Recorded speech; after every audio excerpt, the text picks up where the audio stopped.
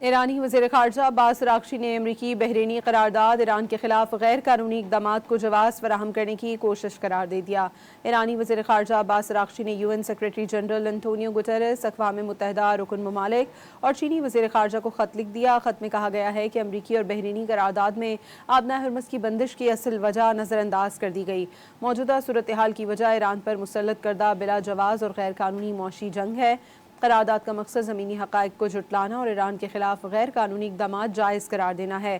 عباس اراغچی نے مطالبہ کیا کہ عالمی برادری سلامتی کونسل کو جارحوں کا اعلی کار نہ بننے دے، بین الاقوامی قانون کے اصولوں اور قواعد کو توڑ مروڑ کر جارحیت کو جائز ٹھہرانے کی کسی بھی کوشش کو روکنے کے لیے ہوشیار رہا جائے۔ ایرانی وزیر خارجہ عباس اراغچی نے امریکی بحرینی قرارداد ایران کے خلاف غیر قانونی اقدامات کو جواز فراہم کرنے کی کوشش قرار دے دیا۔ ایرانی وزیر خارجہ عباس اراغچی نے UN secretary general Antonio Guterres, اقوام متحدہ رکن ممالک اور چینی وزیر خارجہ کو خط لکھ دیا۔ خط میں کہا گیا ہے کہ امریکی اور بحرینی قرارداد میں آبنائے ہرمز کی بندش کی اصل وجہ نظر انداز کر دی گئی۔ موجودہ صورتحال کی وجہ ایران پر مسلط کردہ بلا جواز اور غیر قانونی معاشی جنگ ہے۔ قرارداد کا مقصد زمینی حقائق کو جھٹلانا اور ایران کے خلاف غیر قانونی اقدامات جائز قرار دینا ہے۔